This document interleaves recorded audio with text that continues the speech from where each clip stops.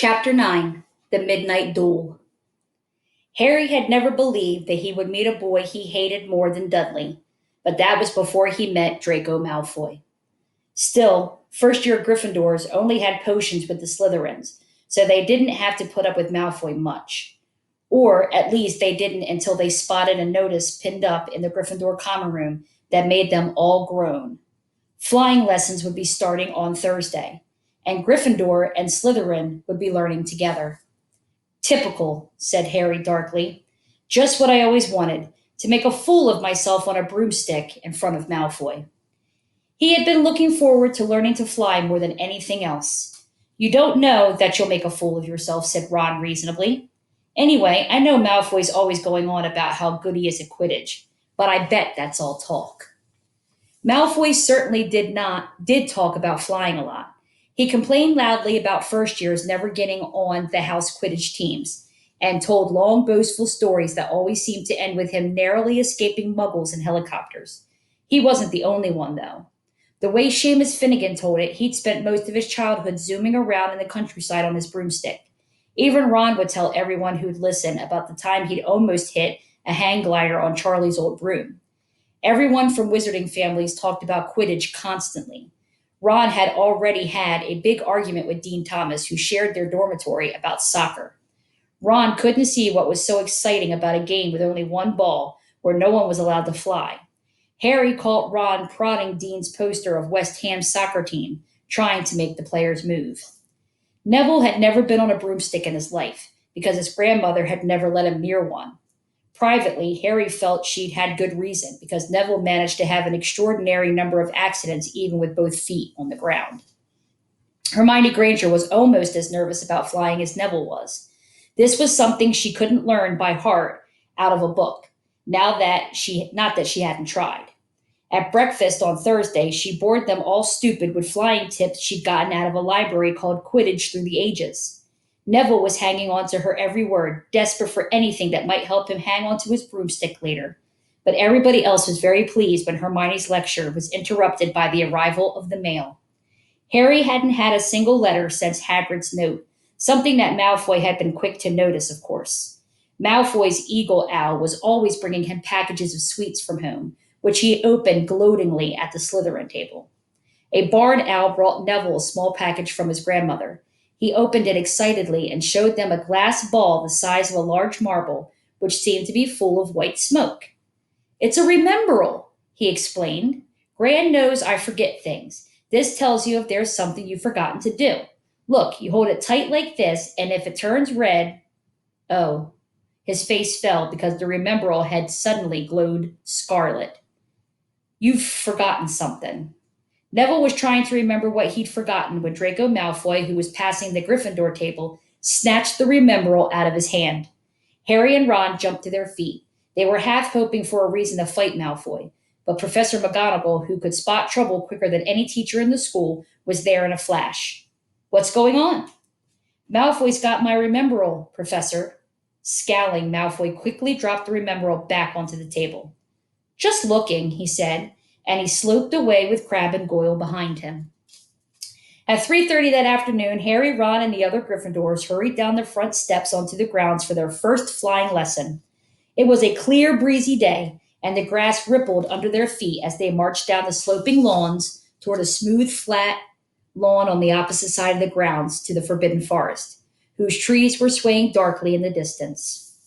The Slytherins were already there, and so were 20 broomsticks lying in neat rows on the ground. Harry had heard Fred and George Weasley complain about the school brooms, saying that some of them started to vibrate if you flew too high, or always flew slightly to the left.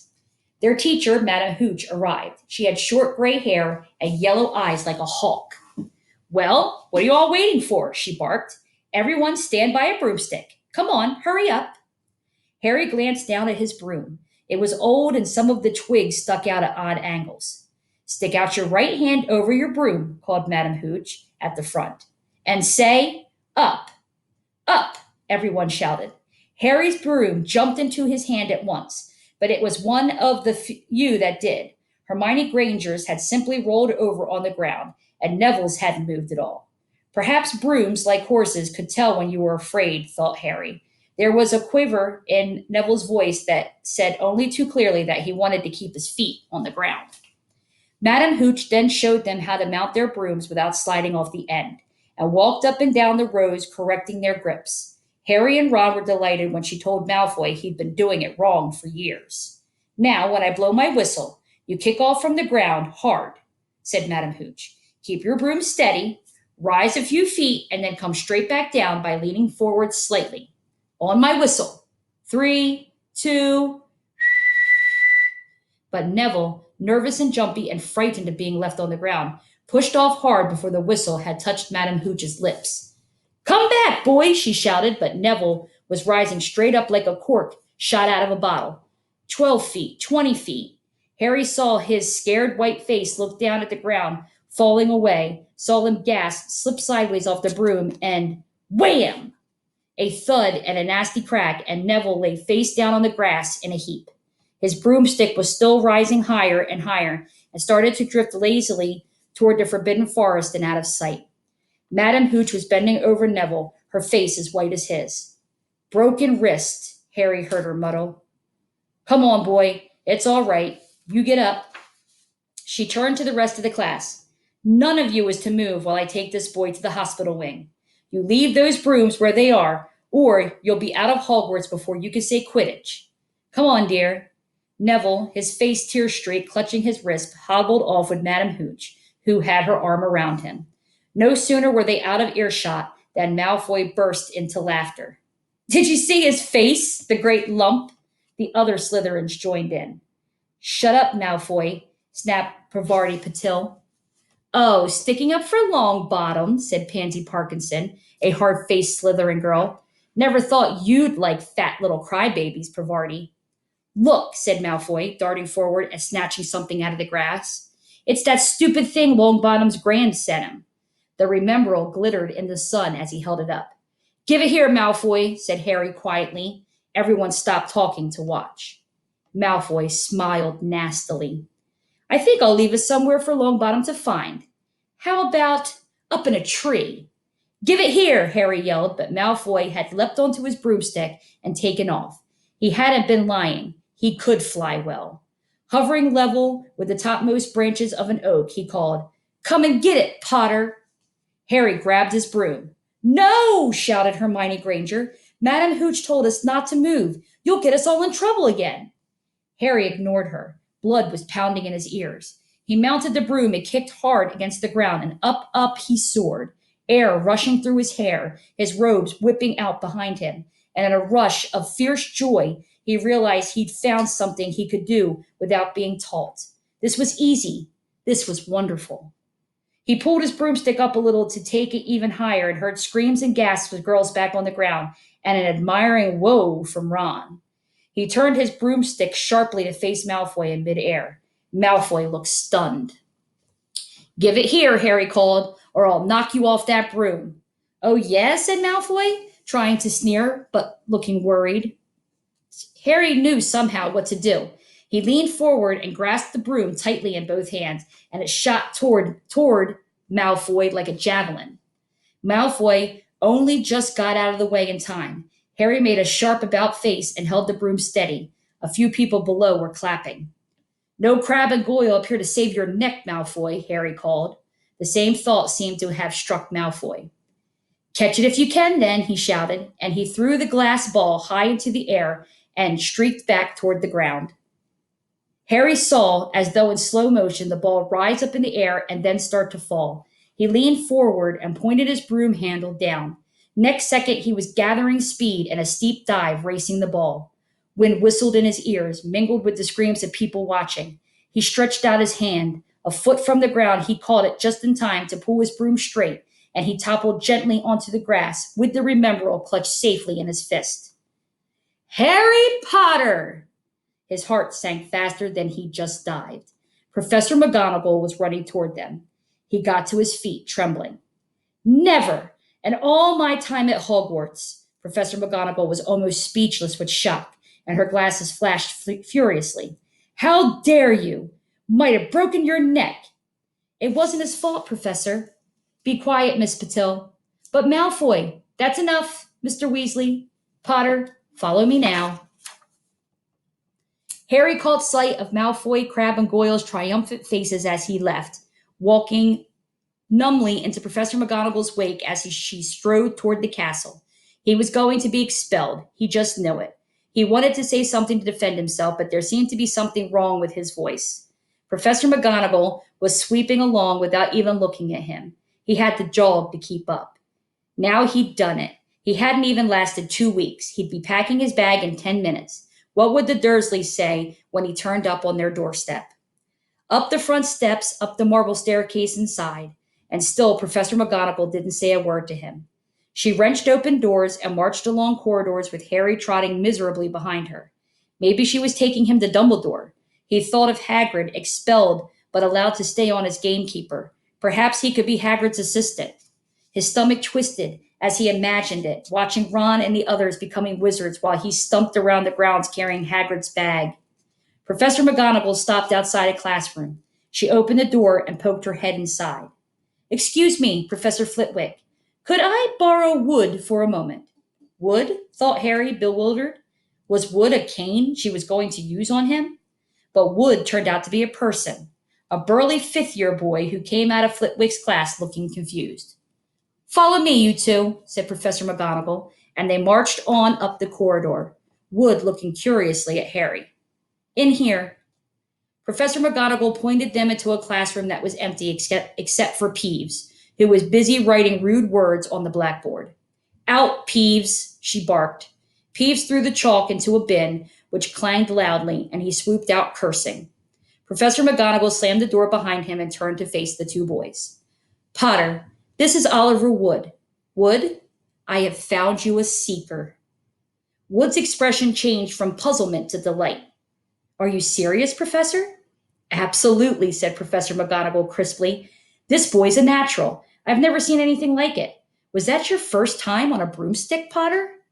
Harry nodded silently. He didn't have a clue what was going on, but he didn't seem to be being expelled, and some of the feeling started coming back to his legs. He caught that thing in his hand after a 50-foot dive, Professor McGonagall told Wood. Didn't even scratch himself. Charlie Weasley couldn't have done it. Wood was now looking as though all his dreams had come true at once. Ever seen a game of Quidditch, Potter? He asked excitedly. Wood's captain of the Gryffindor team, Professor McGonagall exclaimed. He's just the build for a seeker, too, said Wood, now walking around Harry and staring at him. Light, speedy. Well, we'll have to get him a decent broom, Professor. A Nimbus 2000 or a Clean Sweep 7, I'd say. I shall speak to Professor Dumbledore and see if we can't bend the first-year rule. Heaven knows we need a better team than last year. Flattened in the last match by Slytherin. I couldn't look Severus Snape in the face for weeks. Professor McGonagall peered sternly over her glasses at Harry. I want to hear you're training hard, Potter, or I may change my mind about punishing you. Then she suddenly smiled. Your father would have been proud, she said. He was an excellent Quidditch player himself. You're joking. It was dinner time. Harry had just finished telling Ron what had happened when he'd left the grounds with Professor McGonagall. Ron had a piece of steak and kidney pie halfway to his mouth, but he'd forgotten all about it. Seeker, he said, but first years never. You must be the youngest house player in about a century, said Harry, shoveling pie into his mouth. He felt particularly hungry after the excitement of the afternoon. Wood told me. Ron was so amazed, so impressed, he just sat and gaped at Harry. I start training next week, said Harry. Only don't tell anyone. Wood wants to keep it a secret. Fred and George Weasley now came into the hall, spotted Harry, and hurried over. Well done, said George in a low voice. Wood told us. We're on the team, too. We're beaters. I tell you, we're going to win that Quidditch Cup for sure this year, said Fred. We haven't won since Charlie left, but this year's team is going to be brilliant. You must be good, Harry. Wood was almost skipping when he told us. Anyway, we've got to go. Lee Jordan reckons he's found a new secret passageway out of the school. Bet it's that one behind the statue of Gregory the Smarmy that we found in our first week. See ya! Fred and George had hardly noticed when someone far less welcome turned up. Malfoy, flanked by Crabbe and Goyle. Having a last meal, Potter? When are you going to get the train back to the Muggles? You're a lot braver now that you're back on the ground and you've got your little friends with you, said Harry coolly. There was, of course, nothing at all little about Crab and Goyle, but as the high table was full of teachers, neither of them could do more than crack their knuckles and scowl. I take you on any time on my own, said Malfoy. Tonight, if you want. Wizard's duel. Wands only, no contact. What's the matter? Never heard of a wizard's duel before, I suppose? Of course he has, said Ron, wheeling around. I'm his second. Who's yours? Malfoy looked at Crabbe and Goyle, seizing them up. Crabbe, he said. Midnight, all right? We'll meet you in the trophy room. That's always unlocked. When Malfoy had gone, Ron and Harry looked at each other. What is a wizard's duel? Said Harry. And what do you mean you're my second? Well, a second's there to take over if you die, said Ron casually, getting started at last on his cold pie. Catching the look on Harry's face, he added quickly, but people only die in proper duels, with real wizards. The most you and Malfoy will be able to do is send sparks at each other. Neither of you knows enough magic to do any real damage. I bet he expected you to refuse anyway. And what if I wave my wand and nothing happens? Throw it away and punch him on the nose, Ron suggested. Excuse me? They both looked up. It was Hermione Granger. Can't a person eat in peace in this place? Said Ron. Hermione ignored him and spoke to Harry. I couldn't help overhearing what you and Malfoy were saying. Bet you could, Ron muttered. And you mustn't go wandering around the school at night. Think of the points you'll lose Gryffindor if you're caught, and you're bound to be. It's really very selfish of you. And it's really none of your business, said Harry. Goodbye, said Ron. At the same, it wasn't what you'd call the perfect end to the day, Harry thought, as he lay awake much later listening to Dean and Seamus falling asleep. Neville wasn't back from the hospital wing. Ron had spent all evening giving him advice such as, if he tries to curse you, you'd better dodge it, because I can't remember how to block them. There was a very good chance they were going to get caught by Filch or Mrs. Norris, and Harry felt he was pushing his luck, breaking another school rule today. On the other hand, Malfoy's sneering face kept looming up out of the darkness. This was his big chance to beat Malfoy face to face. He couldn't miss it. 11:30, Ron muttered at last. We better go. They pulled on their bathrobes, picked up their wands, and crept across the tower room, down the spiral staircase, and into the Gryffindor common room. A few embers were still glowing in the fireplace, turning all the armchairs into hunched black shadows. They had almost reached the portrait hole when a voice spoke from the chair nearest them. I can't believe you're going to do this, Harry. A lamp flickered on. It was Hermione Granger, wearing a pink bathrobe and a frown. You, said Ron furiously. Go back to bed. I almost told your brother, Hermione snapped. Percy, he's a prefect. He'd put a stop to this. Harry couldn't believe anyone could be so interfering. Come on, he said to Ron. He pushed open the portrait of the fat lady and climbed through the hole. Hermione wasn't going to give up that easily. She followed Ron through the portrait hole, hissing at them like an angry goose.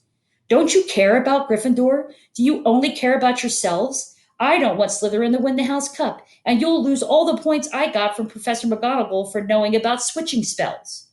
Go away. All right, but I warned you. You just remember what I said when you're on the train home tomorrow. You're so... But what they were, they didn't find out. Hermione had turned to the portrait of the fat lady to get back inside and found herself facing an empty painting. The fat lady had gone on a nighttime visit, and Hermione was locked out of Gryffindor Tower. Now what am I going to do? She said shrilly. That's your problem, said Ron. We've got to go. We're going to be late. They hadn't even reached the end of the corridor when Hermione called up with them. I'm coming with you, she said. You are not. Do you think I'm going to stand out here and wait for Filch to catch me? If he finds all three of us, I'll tell him the truth, that I was trying to stop you, and you can back me up. You've got some nerve, said Ron loudly. Shut up, both of you, said Harry sharply. I heard something. It was a sort of sniffling. Mrs. Norris, breathed Ron, squinting through the dark. It wasn't Mrs. Norris. It was Neville. He was curled up on the floor, fast asleep, but jerked suddenly awake as they crept nearer. Thank goodness you found me. I've been out here for hours. I couldn't remember the new password to get into bed. Keep your voice down, Neville. The password's pig snout, but it won't help you now. The fat lady's gone off somewhere. How's your arm? Asked Harry. Fine, said Neville, showing them. Madame Pomfrey mended it in a minute. Good. Well, look, Neville, we've got to be somewhere. We'll see you later. Don't leave me, said Neville, scrambling to his feet. I don't want to stay here alone. The Bloody Baron's been passed twice already. Ron looked at his watch and then glared furiously at Hermione and Neville. If either of you get us caught, I'll never rest until I've learned that curse of the boogies Quirrell told us about and used it on you. Hermione opened her mouth, perhaps to tell Ron exactly how to use the curse of the bogies, but Harry hissed at her to be quiet and beckoned them all forward. They flittered along corridors stripped with bars of moonlight from the high windows. At every turn, Harry expected to run into Filch or Mrs. Norris, but they were lucky. They sped up a staircase to the third floor and tiptoed toward the trophy room. Malfoy and Crabbe weren't there yet. The crystal trophy cases glimmered where the moonlight caught them. Cups, shields, plates, and statues winked silver and gold in the darkness. They edged along the walls, keeping their eyes on the doors at either end of the room. Harry took out his wand in case Malfoy leapt in and started at once. The minutes crept by. He's late. Maybe he chickened out, Ron whispered. Then a noise in the next room made them jump. Harry had only just raised his wand when they heard someone speak, and it wasn't Malfoy. Sniff around, my sweet. They might be lurking in a corner. It was Filch speaking to Mrs. Norris. Horror-struck, Harry waved madly at the other three to follow him as quickly as possible. They scurried silently toward the door, away from Filch's voice. Neville's robes had barely whipped around the corner when they heard Filch enter the trophy room. They're in here somewhere, they heard him mutter, probably hiding. This way, Harry mouthed to the others, and petrified, they began to creep down a long gallery full of suits of armor. They could hear Filch getting nearer. Neville suddenly let out a frightened squeak and broke into a run. He tripped, grabbed Ron around the waist, and a pair of them toppled right into a suit of armor. The clanging and crashing were enough to wake the whole castle. Run, Harry yelled, and the four of them sprinted down the gallery, not looking back to see whether Filch was following. They swung around the doorpost and galloped down one corridor, then another. Harry in the lead without any idea where they were or where they were going. They ripped through a tapestry and found themselves in a hidden passageway, hurtling along it and came out near their charms classroom, which they knew was miles from the trophy room. I think we've lost him, Harry panted, leaning against the cold wall and wiping his forehead. Neville was bent double, wheezing and spluttering. I told you, Hermione gasped, clutching at the stitch in her chest. I told you. We've got to get back to Gryffindor Tower, said Ron, quickly as possible. Malfoy tricked you, Hermione said to Harry. You realize that, don't you? He was never going to meet you. Filch knew someone was going to be in the trophy room. Malfoy must have tipped him off. Harry thought she was probably right, but he wasn't going to tell her that. Let's go. It wasn't going to be that simple. They hadn't gone more than a dozen paces when a doorknob rattled and something came shooting out of a classroom in front of them. It was Peeves. He caught sight of them and gave a squeal of delight. Shut up, Peeves, please. You'll get us thrown out. Peeves cackled.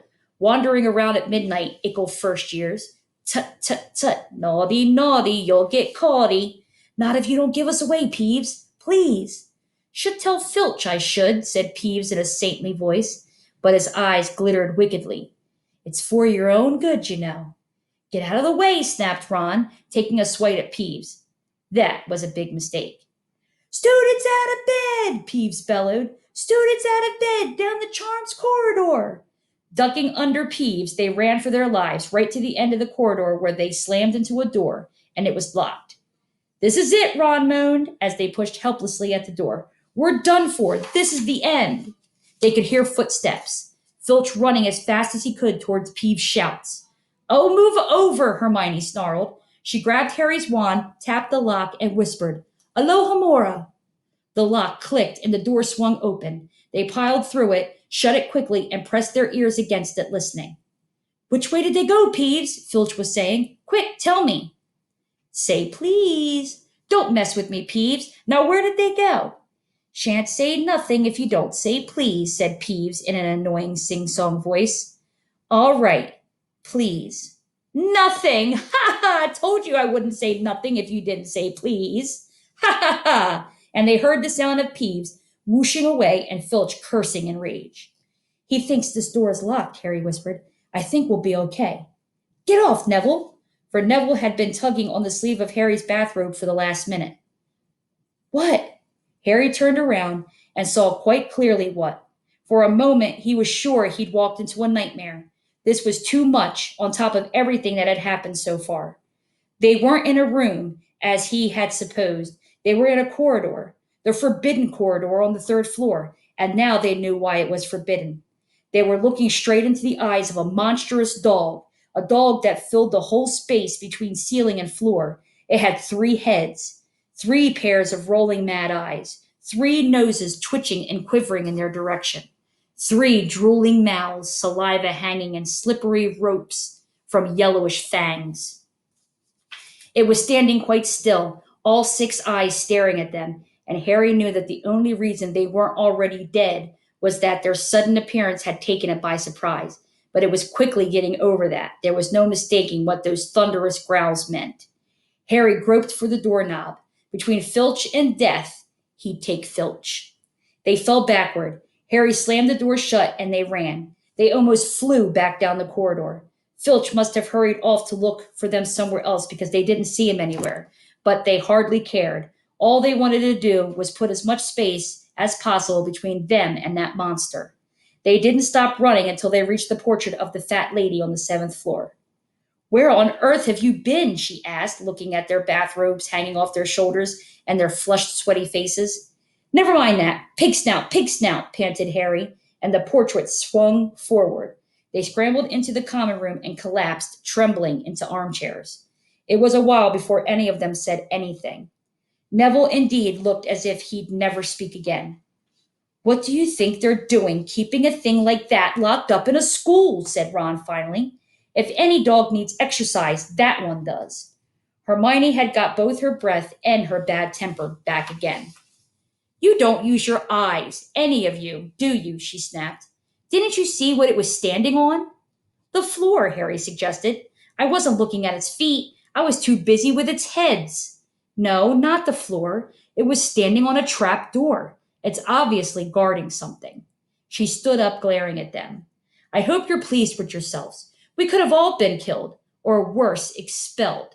Now, if you don't mind, I'm going to bed. Ron stared after her, his mouth open. No, we don't mind, he said. You'd think we dragged her along, wouldn't you?